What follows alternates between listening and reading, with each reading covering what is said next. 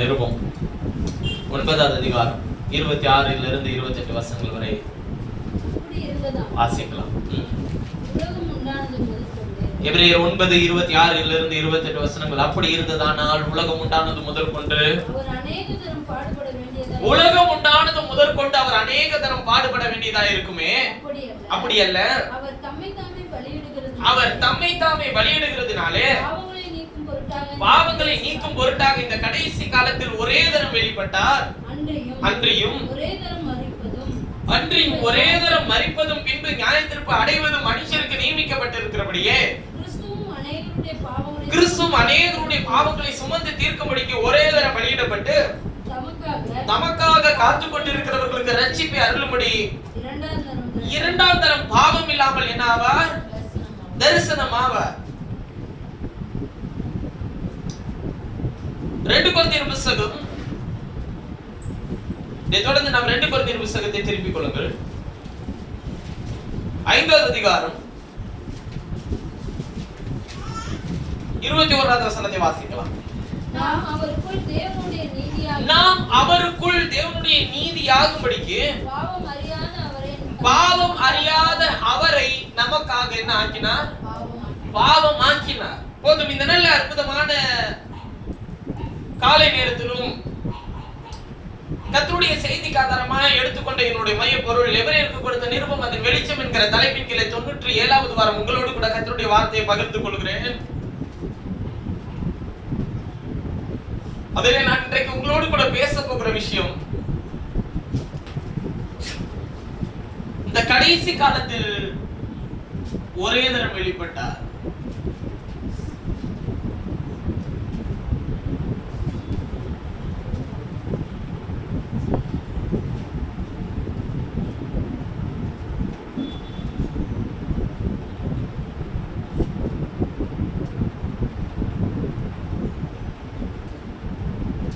இந்த கடைசி காலத்தில் ஒரே தரம் வெளிப்பட்டார் என்கிற மைய பொருளை கொண்டு உங்களோடு கூட பேச போகிறேன்.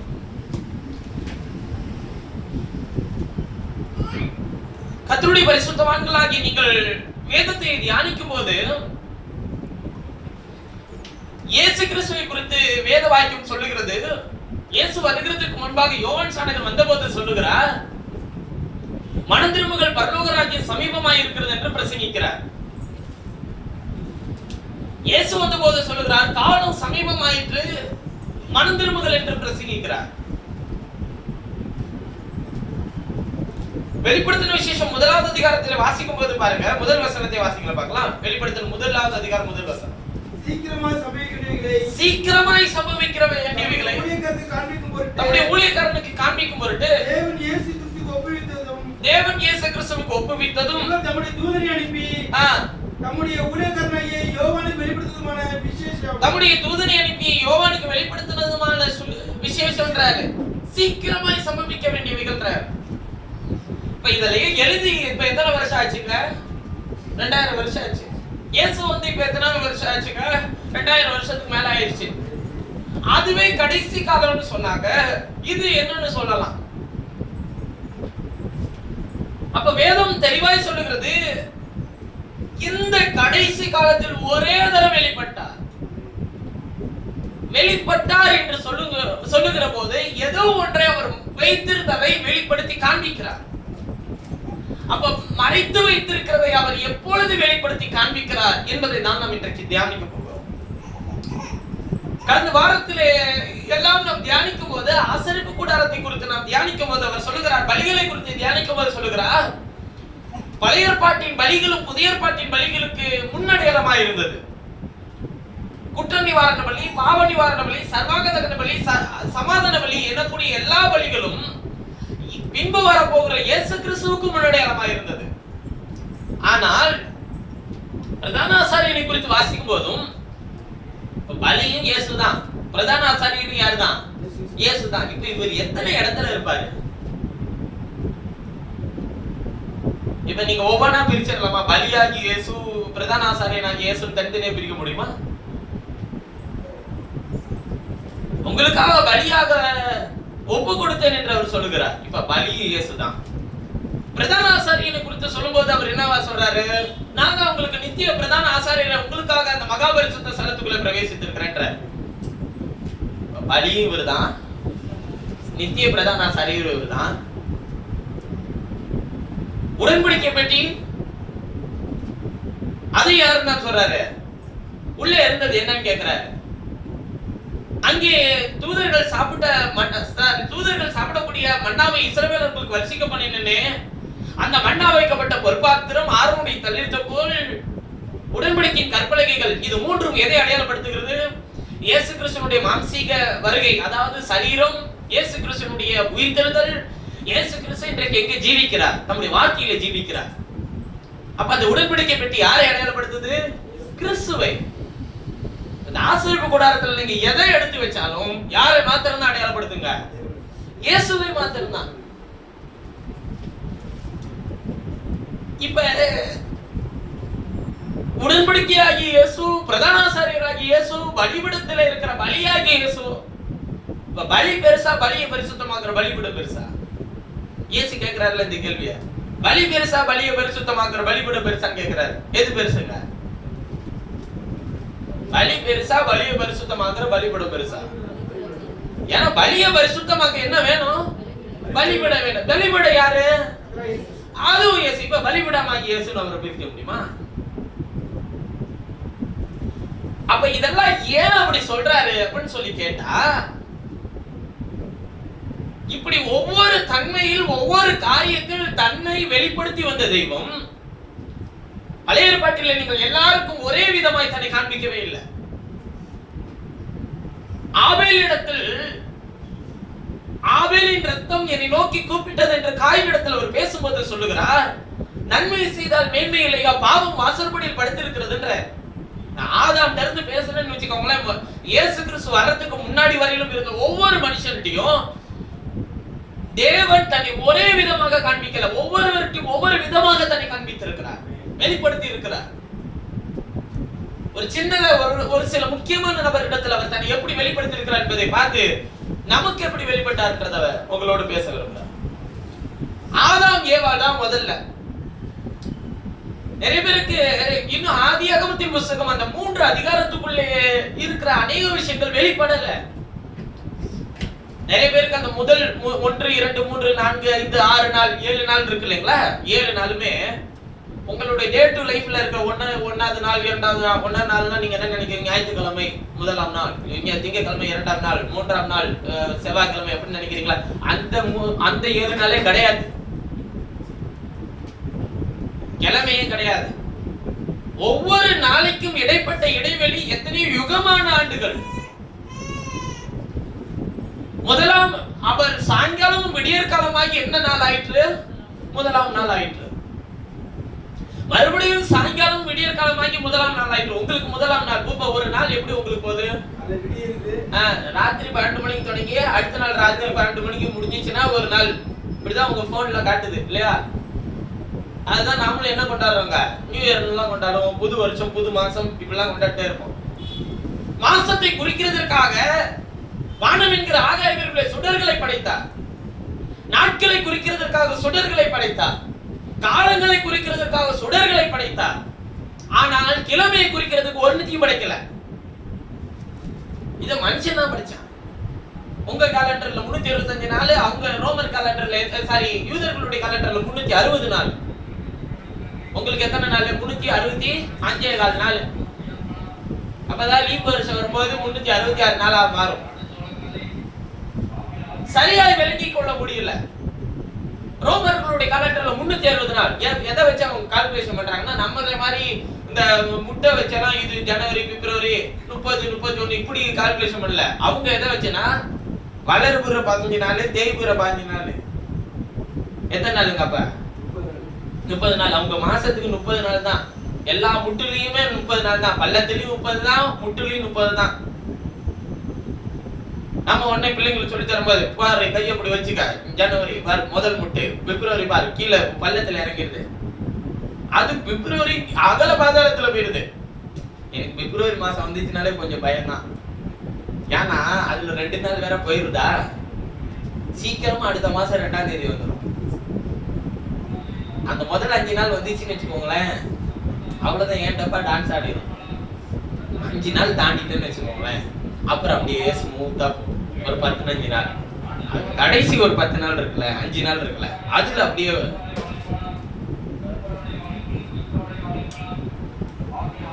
அதெல்லாம் இருக்கு. மாசத்தை எப்படி, ஆனா நம்ம இப்படி கால்குலேஷன் பண்ற, நம்ம இதுலயே நம்ம போன்ல ரீசார்ஜ் பண்ணோம்னா அவனுக்கு மட்டும் மாசத்துல 28 நாள் தான். தெரியுமா உங்களுக்கு? அவன் காலண்டர்ல 28 நாள் தான் வச்சிருக்காங்க. அவன் 30 நாளைக்குள்ள வரமாட்டான். நமக்கு 30 31, யூதர்கள் 30, போன்காரனுக்கு 28. அவன் தான் இப்படியே வச்சுக்க வேண்டியதான் ஆளாளுக்கு. ஆனா நாட்களை, மாதங்களை, வருஷங்களை குறிக்கிறதற்காக வானம் என்கிற ஆகாய விரிவுகளை கர்த்தர் சுடர்களை படைத்தார். அப்படிப்பட்ட அற்புதமான நாளிலே இருந்து துவக்கப்பட்ட முதல் மனுஷன் ஆதாம் ஏவாள் தான். கவனிங்க, ஆதாமுக்கு ஏவாளுக்கு கர்த்தர் தன்னை எப்படி வெளிப்படுத்தி இருப்பார்னு என்ன? ஆதாம் கர்த்தர் பூமி மண்ணினாலே உருவாக்கி அவன் நாசியில ஜீவ சுவாசத்தை ஊதினார். மனுஷன் என்ன ஆனா? கதை சொல்லும்போது நம்ம எப்படி சொல்லுவோம்? முதல்முறையா ஆதாம கர்த்தர் பூமி மண்ணினாலே உருவாக்கி அவர் சுவாசத்தை அவன் நாசியில ஊதினார். மனுஷன் கண்ணை திறந்து பார்த்தான், கர்த்தர் அவன் ஜீவாத்மாவானான். அப்படி அந்த பொம்மை எழுந்து நடந்தது. எத்தனை வருஷம் இந்த கதையை நம்புவோம்? இது உண்மையா? இந்த கதை உண்மையான்னு கேட்டா கதை உண்மை கிடையாது. ஆனா உண்மை என்ன தெரியுமா? அந்த சரீரம் உருவாக்கப்படுறதுக்கு முன்னாடி ஆவிக்குரிய சரீரத்தை கர்த்தர் என்ன பண்ணிட்டாருங்க? ஏற்கனவே உருவாக்கி வச்சிருந்தாரு, அதை சிருஷ்டித்து வச்சிருந்தாரு. இது தெரிஞ்சிச்சுன்னா தான் இயேசு கிறிஸ்து மறுரூப மலையில மறுரூபப்படுத்தி காட்டும் போது என்ன சரீரத்தில் இருந்தாருன்னு நமக்கு தெரியும். அப்ப முதலாவது சிருஷ்டிக்கப்பட்டது ஆவிக்குரிய சரீரம், உருவாக்கப்பட்டது தான் மாம்சீக சரீரம். இப்பொழுது நாம் உருவாக்கப்பட்ட சரீரத்தில் இருக்கிறோம். நாம் சிருஷ்டிக்கப்பட்ட அந்த மகிமையான சரீரத்தை அடைய காத்திருக்கிறோம். நல்ல கவனிச்சுக்கோங்க. இழந்து போனது எது? அந்த மகிமையின் சரீரத்தை. இப்ப அந்த மகிமையின் சரீரத்தில் இருந்த ஆதாமுக்கும் ஏவாளுக்கும் கர்த்தர் தன்னை எப்படி வெளிப்படுத்தி இருப்பார் நீங்க நினைக்கிறீங்க? அவர் பகலில் குளிர்ச்சியான வேளையிலே தோட்டத்திலே உலாவுகிற சத்தத்தை, தேவனாகிய கர்த்தர் உலாவுகிற சத்தத்தை ஆதாம் கேட்டான். அவன் ஆதாமி ஆதாமி என்று அவர் கூப்பிட்டார். கர்த்தருக்கு முன்பாக வந்து நிற்க அவன் என்ன இல்லாம இருந்தாங்க? தைரியம் இல்ல, பயத்தோட இருந்தான். ஆண்டவரே நான் ஒளிஞ்சிட்டு இருக்கிறேன். நீ ஏன் ஒளிஞ்சிட்டு இருக்கிற? இவருக்கு ஒண்ணுமே தெரியாத மாதிரி கேட்பார். ஒளிஞ்சிட்டு இருக்கிற, ஏன் ஒளிஞ்சிட்டு இருக்கிற? நான் நிர்வாணியா இருக்கிறேன். நான் நிர்வாணி என்று உனக்கு நீ நிர்வாணி என்று உனக்கு அறிவித்தவன் யார்? அப்ப இவர் சொல்லி தரவே இல்லை. இந்த அறிவை கொடுத்தது யாருன்னு கேட்கிறாரு. அதான் அந்த நன்மை தீமை அறியத்தக்க விருட்சத்தின் கனியை நீ புசித்தாயோன்னு கேட்கிறாரு. அப்ப அந்த அறிவை எது கொடுத்திருக்கோம்? அந்த நன்மை தீமை அறியத்தக்க விருட்சத்தின் கனி கொடுத்திருக்கோம். அதை புசிக்கும்படிக்கு போதித்தது யார்? இவ்வுலகத்தின் அதிபதியாகிய பிசாசு. சில நேரத்தில் இந்த அறிவு யார் கொடுத்தது என்று நீங்கள் நினைக்கிறது உண்டு. இந்த சிந்தையை கொடுத்தது இவ்வுலகத்தின் அதிபதி. ஆனால் பரிசுத்தமாய் நடக்க நமக்கு ஒரு சிந்தையை தருகிறதற்கு ஒருத்தர் இருக்கிறார். அவர்தான் நம்முடைய இரட்சகராகிய இயேசு. தோட்டத்தை விட்டு அவர்களை வெளியே அனுப்பணும். தேவனை ஒருத்தனும் ஒரு காலம் கண்டது இல்ல, கண்டு உயிரோடு இருக்க முடியாதுல்ல. ஆதாம் கண்ணை முழிச்சு பார்க்கும்போது யாரை பார்த்திருப்பான்? செத்து இருக்கணும்ல, யாரை பார்த்திருப்பாங்க? தேவன் தனக்கு என்று ஆயத்தம் பண்ணின அந்த மகிமையான சரீரத்தை அவர் பார்த்திருப்பார். யோவானிகள் சுவிசேஷம் 4வது அதிகாரத்தில் வாசிக்கும் போது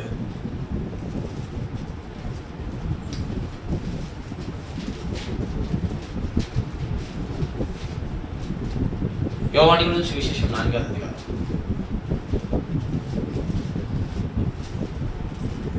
ஏன்னா நமக்கு அந்த விஷயம் தெரிஞ்சிச்சுன்னா தான் இப்ப நமக்கு எப்படி வெளிப்பட போறான்றதே தெரியும். 24வது வசனத்தை வாசிக்கலாம்.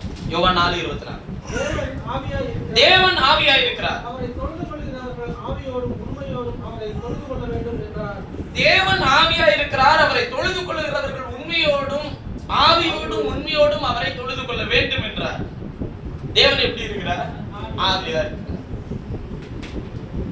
ஆவியான தேவனுக்கு ரோகமும் கிடையாது, சொரூபமும் கிடையாது, சரீரமும் கிடையாது. அவர் ஆவியா இருக்கிறார், அனாதியா விட்டு இருக்கிறார். அப்படிப்பட்ட தெய்வம் உலக தோற்றத்துக்கு முன்னதாக, அதான் அவர் சொல்றாரு, உலகம் தோன்றுகிறதுக்கு முன்னதாக தேவன் தனக்கென்று ஒரு சரீரத்தை ஆயத்தம் பண்ணினார். வாசிக்கலாம். இது உண்மையா அப்படின்னா எபிரேயர்கள் நிருபம் 10வது அதிகாரம், எபிரேயர் 10, எபிரேயர்கள் நிருபம் 10வது அதிகாரம் 5வது வசனத்தை வாசிக்கலாம். ஆகையால் அவர் உலகத்தில் பிரவேசிக்கும் போது பலியும் காணிக்கையும் விரும்பவில்லை. அவர் உலகத்தில் பிரவேசிக்கும் போது பலியும் காணிக்கையும் விரும்பவில்லை. ஒரு சரீரத்தை எனக்கு ஆயத்தம் பண்ணினீர். ஒரு சரீரத்தை எனக்கு ஆயத்தம் பண்ணினீர். இப்ப இவர் உலகத்துல வரதுக்கு முன்னாடியே என்ன ரெடியா இருந்துச்சுங்க? சரீரம் இருந்துச்சு. இந்த சரீரம் தான் எப்போ உருவாக்கப்பட்டுச்சு? உலகம் உண்டாகிறதுக்கு முன்னமே தேவன் முதலாவது தனக்கென்று ஒரு சரீரத்தை ஆயத்தம் பண்ணினார். அவர் உலகத்தில் அந்த சரீரத்தில் தான் அவர் வந்தார்.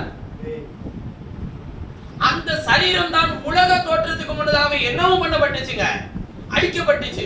இப்ப நீங்க கேட்கலாம், இயேசு மாம்சத்துல வந்து அவர் அடிக்கப்பட்டதுக்கு காரணம் என்ன? நம்முடைய பாவங்களுக்கா? உலக தோற்றத்துக்கு முன்னதாக அடிக்கப்படுறதுக்கு காரணம் என்ன பண்ணுது? அப்ப யார் பாவம் செய்தது? அப்ப அவர் அடிக்கப்படணும் அப்படின்னு நீங்க கேட்கலாம். பாருங்க, இயேசு கிறிஸ்து இந்த பூமியில வர்றதுக்கு முன்னாடி அவருக்கு ஒரு முன்னறிவு இருக்கு. அதாவது அவருக்கு என்ன இருக்குங்க? முன்னறிதல். மனுஷனுக்கு அந்த முன்னறிவு கிடையாது. முன்னறிவுனா என்ன சொல்றதுன்னா, இங்க இருந்து எல்லாவற்றையும் பார்த்து முடிச்சிட்டு வருது. இப்ப உங்களுக்கு நாளைக்கு என்ன நடக்க போகுதுன்னு தெரியுமா? உங்களுக்கு ஒரு முன்னறிவு இருக்கு. என்ன முன்னறிவுனா, உங்களுக்கு இருக்கு ஒரு முன்னறிவு. இப்ப முடிச்சிட்டு போய் சோறு சாப்பிடணும்னா என்ன பண்ணணும்? ஆகாரம் ரெடி பண்ணி வச்சுட்டு வரணும். அதெல்லாம் ரெடி பண்ணி வச்சுட்டு வரதுக்கு தான் லேட் பிரதர் அப்படின்னு நம்ம சொல்லுவோம் இல்லையா? இப்ப அந்த எதுல முன்னறிவு இருக்கு? நம்ம வயிற்ற குறித்து ஒரு முன்னறிவு இருக்கு. ஆனா இயேசு நாளைக்கு என்ன நடக்க போகுதுன்ற முன்னறிவு இருக்கா நமக்கு? இல்ல. ஆனால் தேவன் ஆதியிலிருந்து அந்த வரையும் பார்த்து முடிச்சிட்டு தான் அவர்களோட சிருஷ்டிக்கவே ஆரம்பிக்கிறார். அவருக்கு எல்லாமே தெரியும். நீங்களாம் நினைப்பீங்கல்ல, தேவன் நம்மை உலக தோற்றத்துக்கு முன்னதாகவே தெரிந்து கொண்டார். தெரிந்து கொண்டதுனாலதான் இன்னைக்கு நான் ஆண்டவருடைய பிள்ளையா இருக்கிறேன் அப்படின்னு சொல்லி நீங்க நினைக்கிறீங்க. உண்மையா ஒரு விஷயத்த சொல்றேன், நீங்கள் ஆண்டவருடைய பிள்ளைகளாய் நிலைத்திருப்பீர்கள் என்பதை அவர் முன்னதாகவே பார்த்துட்டாரு. பார்த்ததுனாலதான் அவர் உங்களை தெரிஞ்சுக்கிட்டார். நீங்கள் இந்த நாளில் இந்த நேரத்தில் இப்படி பிறப்பீர்கள், இன்னாருடைய பிள்ளையாய் பிறப்பீர்கள், இவர்கள் என்னுடையவர்களாய் வாழ்வார்கள், என்னுடைய வசனத்தின்படி நடப்பார்கள் என்பதை அவர் உலக தோற்றத்துக்கு முன்னதாகவே உங்களை என்ன பண்ணிட்டாருங்க? பார்த்துட்டாரு. அதனாலதான் அவர் உங்களை தெரிஞ்சுக்கிட்டார். அவர் எல்லாத்தையும் பார்த்து பிடிச்சாச்சு. அதனாலதான் சொல்றேன், நான் அல்பா ஒமேகா, நான் ஆதி அந்தம், நான் தான் முந்தினவர், நான் தான் பிந்தினவர், நான் தான் இருக்கிறவர் வருகிறவராய் இருக்கிறேன். அதான் வருவேன். நான் முன்னாடி இருந்தவர் தான் இருக்கிறேன், இனிமேலும் நான் தான் வரப்போறேன். அப்ப அவர் சொல்லும்போது சொல்றாரு, நான் உலக தோற்றத்துக்கு முன்னதாக என்னுடைய சரீரத்தை உண்டாக்கிட்டேன். அந்த சரீரத்திலே நான் உங்களை என்ன பண்ணிட்டேன்றாருங்க. உங்களையும் எப்படி தெரிஞ்சுக்கிட்டாருன்னா, எபேசியர் 1:5 வசனத்தை வாசிங்க பார்க்கலாம். எபேசியர் 1:5, எபேசியர் 1வது அதிகாரம் 5வது வசனம். பிரியமானவருக்குள் தாம் நமக்கு தந்தருளின மகிமைக்கு புகழ்ச்சியாக நம்முடைய தயவுள்ள சித்தத்தின்படியே நமக்கு இயேசு கிறிஸ்து மூலமாய் நமக்கு சுவிகார புத்திரராகும்படி அவர் என்ன பண்ணி இருக்கிறார்? நாம் அன்பில் பரிசுத்தம் உள்ளவர்களும் குற்றம் இல்லாதவர்களுமாய் இருப்பதற்கு அவர் உலக தோற்றத்துக்கு முன்னே கிறிஸ்துவுக்குள் நம்மை தெரிந்து கொண்டபடியே எழுதியிருக்குமே. 4வது வசனமா? 4வது வசனம். நமக்கு முன்பாக நம் அன்பில் பரிசுத்தம் உள்ளவர்களும் அன்பில் பரிசுத்தம் உள்ளவர்களும் குற்றம் இல்லாதவர்களுமாய் இருப்பதற்கு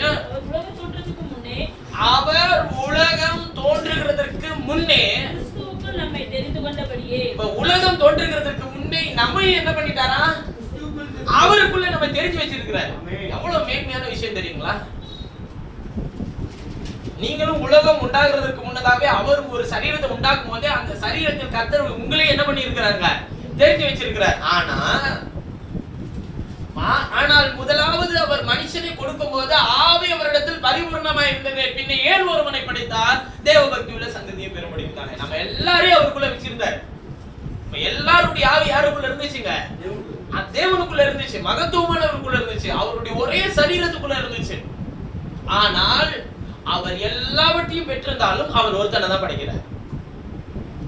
ஆதாமுக்குள்ள இருந்துதான் எல்லாரையும் கொண்டு வர வேண்டும் என்பதை அவர் விரும்புகிறார். நம்மளோட பிள்ளைகள் தானே நம்மள மாதிரியே தான் இருக்குது. வேற சரீரத்தை தோற்றத்தை கொண்டதாலும் அதுக்குள்ள இருக்கிற ஆவியை யார் தரணுங்க? கர்த்தர் தாங்க தரணும். அந்த ஆவியும் கர்த்தர் என்ன பண்ணி இருக்கிறாரு? உலக தோற்றத்துக்கு முன்னதாவே ரெடி பண்ணி வச்சிருந்ததுதான் அவர் தராரு. ஆவி அவரிடத்தில் பரிபூர்ணமாய் இருந்ததே, பின்ன ஏன் ஒருவனை படைக்க வேண்டும்? தேவ பக்தி உள்ள சந்ததியை பெரும்படிக்கு அந்த நோக்கத்தை பிசாசு உடைச்சான். அதையும் அவர் முன்னதாவே என்ன பண்ணி வச்சிருக்கிறாங்க? அறிஞ்சு வச்சிருக்கிறாரு. ஏன் பிரதர் தோட்டத்துல அவர் ஜீவ விருட்சத்தின் கனியை மாத்திரம் வச்சிருக்கலாமே, நன்மை தீமை அறியத்தக்க விருட்சத்தின் கனியை வச்சிருக்கலாம், ஏன் வைக்காம போயிருந்திருக்கலாமே? அது வச்சதுனால தானே இவ்வளவு பிரச்சனை. சிலர் கேட்கறது, ஏவால படைக்காம இருந்திருக்கலாமே, படைச்சதுனால தானே இவ்வளவு பிரச்சனை. அவர் எல்லாவற்றையும் பார்த்துட்டாரு. யாரினால் எந்த காரியம் நடக்கும், யாரால் எந்த விஷயங்கள் சம்பவிக்கும் என்பதை அவர் முன்னதாவே அறிந்திருக்கிறார். சரி, அப்படின்னா நீங்க ஜீவ விருட்சத்தின் கனியை, நன்மை தீமை அறியத்தக்க விருட்சத்தின் கனியை மாத்திரம் அங்க வைக்கலன்னா பாவம் செய்திருக்க மாட்டான்னு நீங்க சொல்றீங்கல்ல. அங்க தோட்டத்தை காப்பாற்றுறதுக்காக உண்டாக்கப்பட்ட கேருபு இருந்தா பாத்தீங்களா? இந்த கனி பார்வைக்கு நல்லதும் புசிப்புக்கு இன்பம் ஏற்றதுமா இருக்கிறது என்று பறித்து புசித்து புருஷனுக்கு கொடுக்கிறதுக்கு முன்னாடி அவளுக்கு ஒரு உபதேசம் பண்ணானே ஒருத்தவன், அவனை படைச்சது யாருதான்? இவருதான். அப்ப அவனை படிக்காம இருந்திருக்கலாமே நீங்க கேட்டிருக்கலாம். யூதாஸ் காரியத்தை படிச்சது யாரு? அவனையும் பார்த்து சொன்னார்ல, நீ பிறவாது இருந்தால் நலமா இருக்கும் சொன்னாரா? அவனே கர்த்தர் தான் படைச்சாரு. வேதத்துல ஏசாயாவுல வாசிக்கிறோம், அழித்து நிர்மூலமாக்குகிறவனை படைத்தது நான் தான், உருவாக்கி அவர்களை வழிநடத்தும்படிக்கு படைத்ததும் நான் தான். அவரை பார்த்து ஏன் நீ இதை படைச்ச, ஏன் செஞ்சன்னு சொல்லி கேள்வியை கேட்க முடியாது. சிருஷ்டிகரை பார்த்து சிருஷ்டிப்பு கேள்வி கேட்க முடியாது. நாமெல்லாம் என்ன நினைச்சு சந்தோஷப்பட்டுக்கலாம்னா, ஆண்டவரே என்ன படைச்சதுக்கு ஒரு நோக்கம் இருக்கு, உண்மை தொழுது கொள்ள என்னை படைச்சீர, உமக்கு நன்றி ஐயா. நீ சாபத்தை பெற்றுக்கொள்ள என்னை படைக்காம உங்களுடைய வார்த்தையை பின்தொடர என்னை படைத்தீர, உமக்கு நன்றி. அவ்வளவுதான், அதுதான் செய்ய முடியும். அதுதான் தாவீது சொன்னான், இதுக்கெல்லாம் நான் எம்மாத்திர ஆண்டவரே ரட்சிப்பின் பாத்திரத்தை எடுத்துக்கொண்டு கர்த்தருடைய நாமத்தை தொழுது கொள்ளுவேன். ஆனா நாம சொல்றது எப்படி தெரியுங்களா இருக்கும்? நாளா அப்பொழுதுல இருந்து எல்லாத்தையும் என்ன பண்ணிட்டேன். ஒரு வாலிபன் இயேசுவை பின்தொடர்ந்து போறான் பாருங்க. வந்துட்டு அவன் கேட்கிறான், ஆண்டவர் நித்திய ஜீவனை சுதந்திரிக்க என்ன செய்யணும்? கற்பனை கை கொள். பேசாம போயிருக்கலாம். சரி ஆண்டவரை கை கொள்றேன். அவனுக்கு தெரியாம சொல்றாரு, அவன் கற்பனை இன்னும் நீ கை கொள்ள. அவன் சொல்றான், நான் சிறு வயது முதல் கொண்டு இது எல்லாத்தையும் கை கொண்டுதான் வருகிறேன். அப்ப எல்லாவற்றையும் விட்டு தரித்திரப்படுத்தி என்னை பின்பற்றி வா, கை கொள்ள முடியுதான்னு பார்க்கலாம். அவன் மனமடிவாகி தேவனை விட்டு பின்வாங்கி போனான். அப்ப கர்த்தர் தன்னை எப்படி வெளிப்படுத்துகிறார் என்றால், முதல் மனுஷனாகி ஆதாமுக்கு தன்னை மகிமையின் கர்த்தராக வெளிப்படுத்தி இருந்திருப்பார். அவன் பார்த்ததே மறுரூபமான அற்புதமான தெய்வத்தை அவன் பார்த்திருந்திருப்பார். இன்னைக்கு நாம எடுத்துக்கொள்ளப்பட்டு நாம் தேவனிடத்தில் பிரவேசிக்க வேண்டும்னா ஆண்டவர் சொல்லுகிறார், இப்பொழுது நாம் பிள்ளைகளா இருப்போம், இனி எவ்விதமா இருப்போம் என்பது நமக்கு வெளிப்படவில்லை. ஆகிலும் அவர் இருக்கும் வண்ணமாகவே நாம் அவரை தரிசிப்பதனால் அவருக்கு என்னவா இருப்போம்? ஒப்பா இருப்போம்னு சொல்லி 1 யோவான் 3ஆம் அதிகாரத்துல வாசிக்கிறபடி அவருக்கு ஒப்பாகவே ஒரு மனுஷனை படைத்தார். அவனை தேவகுமாரன் என்று சொன்னார். ஆதாம் கண்ணை திறந்து பார்க்கும்போது அற்புதமான தேவன் தன்னுடைய மகிமையான சரீரத்தில் இருக்கிறதை அவன் பார்த்திருப்பான். ஆனால் அந்த மேன்மை இழந்தாங்க மனுஷன். தேவனோடு வாசம் பண்ணுகிற மேன்மை இழந்து போனான். தோட்டத்தை விட்டு வெளியே வந்தாச்சு. தோட்டத்தை விட்டு வெளியே வரும்போது ஆதாம கொலை செய்யணும். ஆனா கொலை செய்யறதுக்கு பதிலா அங்க ஒரு மிருகம் அடிக்கப்பட்டு மிருகத்தினுடைய தோல்நுடைகளை உடுத்தி ரட்சிப்பை அவனுக்கு என்ன பண்றாருங்க? காட்டுறாரு. இதுக்கு தீர்வு எங்க இருக்குன்றத அவர் என்ன பண்றாருங்க? ஆரம்பிக்கிறார். இதே விஷயத்தை தான் கர்த்தர் ஒவ்வொருவருக்கும் தன்னை வெளிப்படுத்தும் போது செய்து காண்பிக்கிறார். இததான் காயின்ட்ட சொல்லும்போது சொல்றாரு, ரத்தம் சிந்துதல் இல்லாமல் பாவ மன்னிப்பு இல்ல, நீ நன்மை செய்தால் மேன்மை இல்லை. யான் காயின் இடத்துல பேசுறாரு. ஆபேலுடைய பலியை அங்கீகரிச்சதுக்கு காரணம் என்னன்னு போய் அவன் கேட்டிருந்தானா? யார்கிட்ட கேட்டிருக்கணும்? அன்னைக்கு இருந்த பைபிள் ஆதாம் தான். ஆதாம் எத்தனை தலைமுறை வெறும் உயிரோடு இருந்தாங்க? 930 வருஷம் உயிரோடு இருந்தால எத்தனை தலைமுறை வரையும் பார்த்தாங்க? அதுதான் எல்லாத்தையும் அப்படியே காத்துல பறக்க விட்டு காண்டு போயிட்டே இருக்கணும் தான். ஏனோக்கு பிறகு எடுத்துக்கொள்ளப்பட்டது 7ஆம் தலைமுறை வரையிலும் ஆதாம் உயிரோடு இருந்தான்.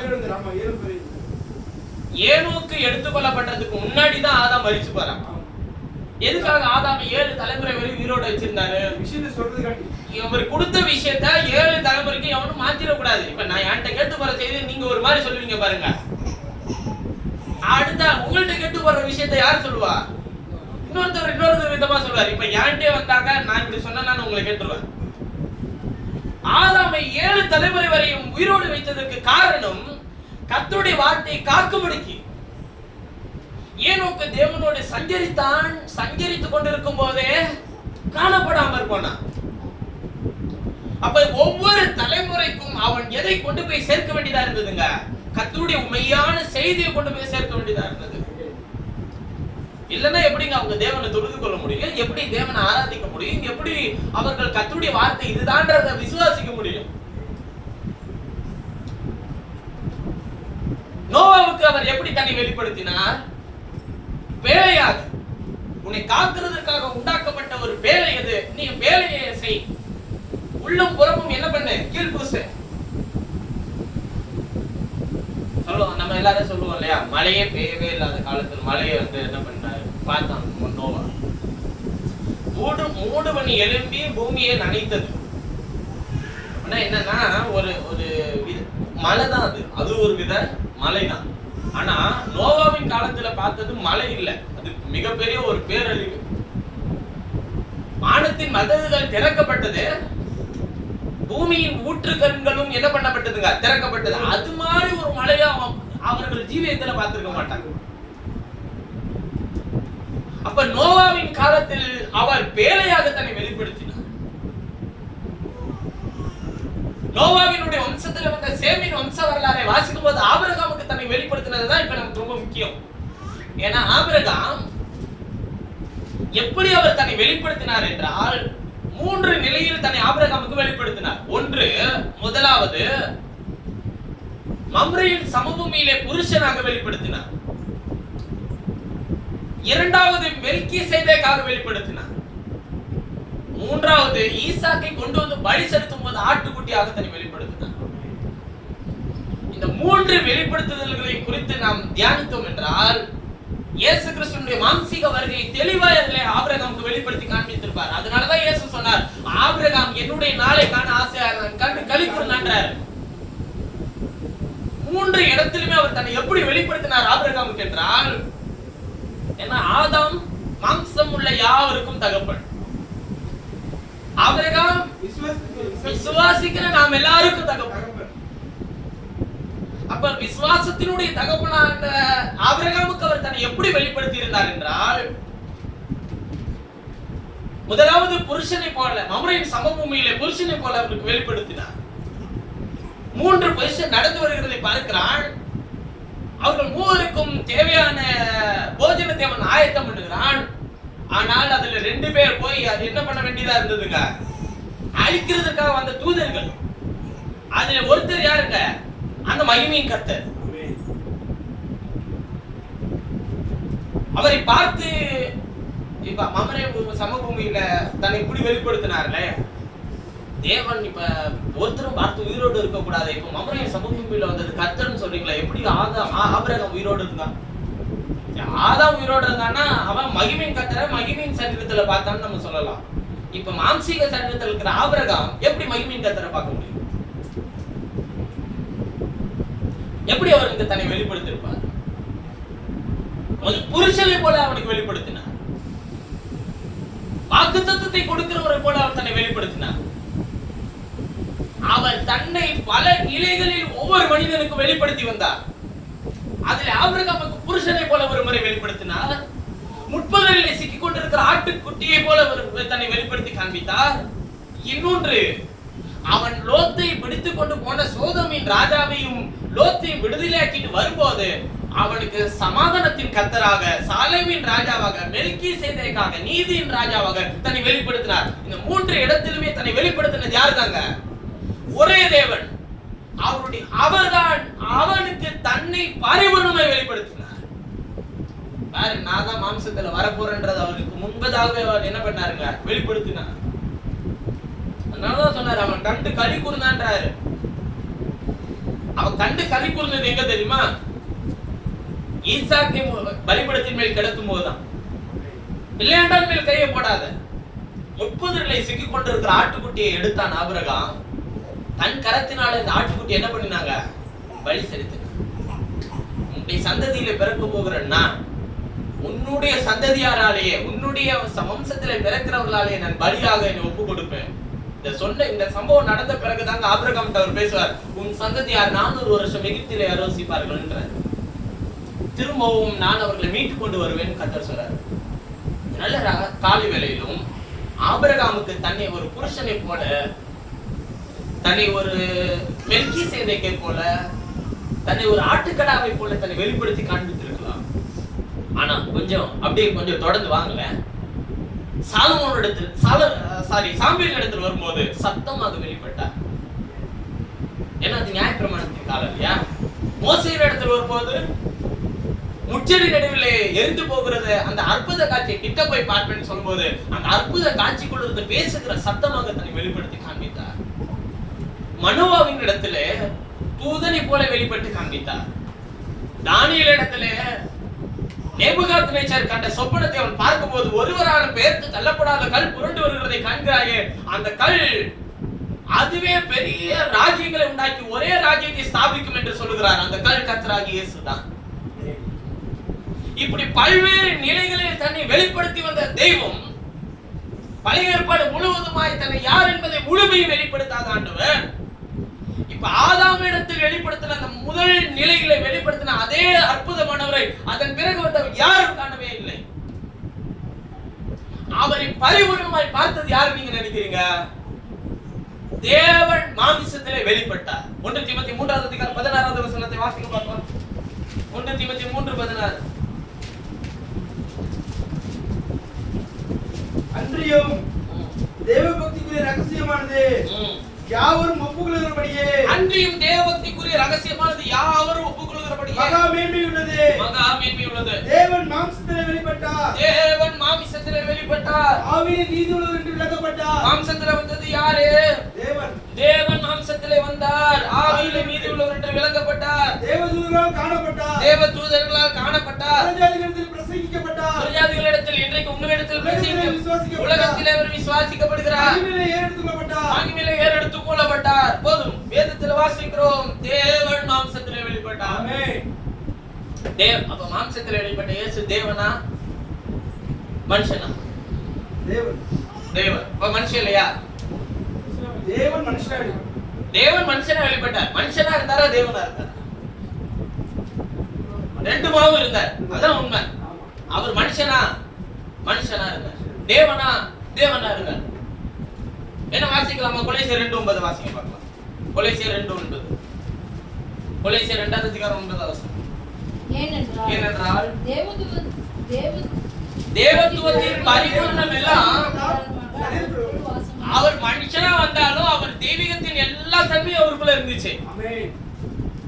அவர் அதிசயமானவர், ஆலோசனை கர்த்தர், வல்லமையுள்ள தேவன், நித்திய பிதா, சமாதான பிரபு. தேவத்துவத்தின் எல்லா பரிபூரணமும் அவருக்குள் வாசமா இருந்தது. நீங்க அவரை தனித்துவமா தனித்தனியா இவருன்னு தனித்தனியா பிரிச்சிட முடியாது. இப்ப நல்லா கவனிச்சுக்கோங்க. தேவன் நமக்காக வெளிப்பட்ட, அது சொல்றாரு, கடைசி காலத்தில் ஒரே தடவை வெளிப்பட்டார். பாவத்தோடையா? இல்ல, மகிமையான தேவன் அடிமையின் ரூபம் எடுத்து மனுஷர் சாயல் ஆனா. ஏன் மனுஷர் சாயல் ஆகணும்? அவர் ஏன் மனுஷனா வரணும்? மனுஷனா வராம இருந்திருக்கலாமே. வாசிங்க எபிரேயர் 2:14. பிள்ளைகள் என்னவா பேசிட்டு இருக்கீங்களா? மாம்சத்தையும் ரத்தத்தையும் உடையவராக இருக்க அவரும் அவர்களைப் போல மாம்சத்தையும் உடையவராக இருக்க அவரும் அவர்களைப் போல மாம்சத்தையும் அதுக்காக மாத்திரம் இல்ல, மரணத்துக்கு அதிகாரியாகிய பிசாசானவனை தமது மரணத்தினால் அழிக்கும்படிக்கும் அவர் அப்படியானார். ஜீவகாலம் மரண பயத்தினாலே அடிமைத்தனத்துக்குள்ளான யாவரையும் வர்றதுக்கு முன்னாடி இருந்தவங்களும் சரி, இயேசு வர்றதுக்கு அப்புறம் இருக்கவங்களும் சரி, அந்த நேரத்துல இருந்தவங்களும் சரி, எல்லாரையும் விடுதலை பண்ண இயேசுதான் மாம்சத்துல வரும். ஏன்னா இந்த சரீரம் தான் உலக தோற்றத்துக்கு முன்னதாகவே என்ன பண்ணப்பட்ட சரீரம். அவர் தேவன் தனக்கென்று ஆயத்தம் பண்ணின சரீரம். அதனாலதான் அவர் உலகத்திலே பிரவேசிக்கும் போது பலியை காணிக்க விரும்பவில்லை. அவர் ஆயத்தம் பண்ண அந்த சரீரத்திலே வருவார். நீங்க எல்லாருமே சபையார்னு சொல்றோம்ல, என்ன சபையார்? சபையார்னு அவர் தனித்துவமா உங்களை விட்டுறல. கிறிஸ்துவின் சரீரமாகிய சபை. என்ன சபையா? கிறிஸ்துவின் சரீரமாகிய சபை. அப்ப உங்களையும் என்ன பண்ணவே இல்லைங்க, அவரு பிரிக்கல, தனியா விட்டுறல. நீ யார், நீ வெளியில இருக்கிற அப்படிலாம் இல்ல. என் சரீரத்துக்கு நீ தான் பாத்திரம். அதனாலதான் சொல்ற, ஒரு அவையும் பாடுபட்டால் எல்லா அவைகளும் கூட பாடுபடும். ஒரு அவையும் மகிமைப்பட்டால் எல்லா அவைகளும் கூட சந்தோஷப்படும். பாருங்க, தனித்தனியா டாக்டரினை பிரிச்சு வச்சுக்கிட்டு இது அவங்க, இது இவங்க, இது நானு, யாருங்க பிரிக்கிறது? அதான் கடந்த வாரம் வாலிபர் குழுவில சொன்னேன், நீ யாருடைய உபதேசத்தை சுமக்க கர்த்தர் உன்னை தெரிந்து கொண்டார். நம்ம எல்லாரும் பிறப்புல ஒவ்வொருத்தவங்களும் ஒவ்வொரு நிலையில இருந்து வந்திருப்போம் இல்லைங்களா? பிறக்கும் போது எல்லாரும் வேதத்தை கரைச்சி குடிச்சிட்டு பைபிள் இப்படி தெரியும் எனக்கு தெரியும் அப்படின்னு சொல்லி அது வந்தவங்க எத்தனை பேர் இருக்கீங்க? நானே இல்லைங்க, நான் அப்படிலாம் கிடையவே கிடையாது. நான் வந்து வேதத்தை தேடுனேன், வாசித்தேன், ஊழியத்துக்கு வரதுக்கு முன்னாடி ஆண்டவருடைய கருத்துல ஒப்பு கொடுத்தேன். ஆண்டவரே, நான் யாருடைய விஷயத்தையும் நான் சுமந்துட்டு போக கூடாது. நீர் என்ன சொல்றேன், நீர் என்ன எனக்கு கொடுக்குறேன், அது உண்மையே சொல்ல எனக்கு உதவி செய்யும். ஏன்னா இந்த வேலையில ரெண்டு விஷயம் இருக்கு பாருங்க. நான் தவறா மாத்தி சொன்னேன்னா உங்க ரத்த பலிக்கு நான் பாத்திரம்னா ஆயிடுவேன். அதே போல உள்ளதை உள்ளபடி சொன்னா உங்களுக்கு நான் பிசாசா இருப்பேன்.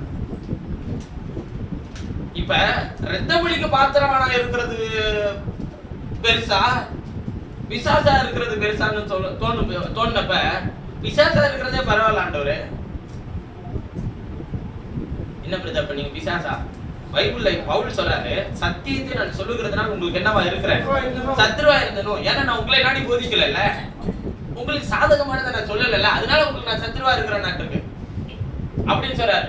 கலாத்தியர் 1 வாசிக்கும் போது அவர் சொல்லுகிறாரு, நான் மனுஷனையா தேவனையா யாரை நாடி போதிக்கிறேன்? நான் மனுஷனை பிரியப்படுத்துகிறோம் நான் இருந்தால் கர்த்தருடைய ஊழியக்காரன் அல்ல. அப்ப மனுஷன் யாருமே வேணாமா பிரதர்? அப்படி கிடையாது, எல்லாரும் வேணும். ஏன்னா ரோமன் கத்தோலிக்கத்துல கொண்டு போய் நிப்பாட்டி பிரசங்கம் பண்ணு சொன்னா நான் பிரசங்கம் பண்ணுவேன், நான் ready. CSI, CNI, Methodist, Baptist, Lutheran, Pentecost எந்த சபையில கொண்டு போய் நிறுத்தி பிரசங்கம் பண்ணுன்னு சொன்னாலும் எனக்கு ஒரு பயமும் கிடையாது. நான் எழுதி இருக்கிறத உள்ளபடி பேசுவேன். என்னன்னா நான் கர்த்தருடைய வேலைக்காரன். அங்க முன்னாடி உட்கார்ந்து இருக்கிறாங்க பாருங்க, அவர்களெல்லாம் கர்த்தருடைய பிள்ளைகள். அவங்களுக்கு என்ன தெரியும்? அவர்கள் கொண்டிருக்கிற ஸ்தாபனத்தை தங்கள் இருதயத்தில் வைராக்கியமாய் பெற்றிருக்கிறார்கள். ஆனா நானும் ஸ்தாபனத்தை அல்ல, கிறிஸ்துவை வைராக்கியமாய் பெற்றிருக்கிறேன். அவருடைய வசனத்தை என்னுடைய இருதயத்தில் சுமக்கிறவனாக இருக்கிறேன். அதான் சொல்லுவோம், நீங்க எங்கிட்டு நிக்கிறீங்க? இங்கிட்டா அங்கிட்டா? நீ ஏன் அங்கிட்டு இங்கிட்டு நிக்கிற? கிறிஸ்து எங்கிட்டு நிக்கிறாரோ அங்கிட்ட நிக்கிற. அவர் எங்க நிக்கிறாரு? நீ என்னைக்கு ஸ்தாபனத்தை உண்டாக்கி அன்னைக்கு அவர் வெளியே போயிட்டாரு. அப்ப ஸ்தாபனத்துக்குள்ள ஸ்தாபன கோட்பாட்டை சுமக்கிறவனுக்கு நானே என்ன, நீ என்ன பண்ணிடுற? ஆட்டோமேட்டிக்கா தூக்கி வெளியே தான் வச்சுருவேன். ஏன்னா அவர் அங்கதான் நிக்கிறாரு, அவரே தூக்கி வச்சுட்டீங்க, என்ன வைக்க மாட்டீங்களா? நல்லா கவனிச்சுக்கோங்க. கிறிஸ்தவம் ஸ்தாபனத்தை பின்பற்ற துவங்கின போதே அவர் சொல்றாரு, முதலாவது சபைக்கு எழுதும் போதே, நான் வெறுக்கிற நிக்கோலாய் மதஸ்தரின் கொள்கைகளை நீ வெறுக்கிறாய். ரோமர்கள் பின்பற்றின மதத்தின் கொள்கை தான் நிக்கோலாய் மதத்தின் கொள்கை. அது எங்க வந்துருச்சுங்க? சபைக்குள்ள வந்துச்சு. அதனுடைய ஒவ்வொரு விஷயங்களும் அப்படியே உள்ள வர வர வர இப்ப முழுமையா தான் அழுகி செய்யுது.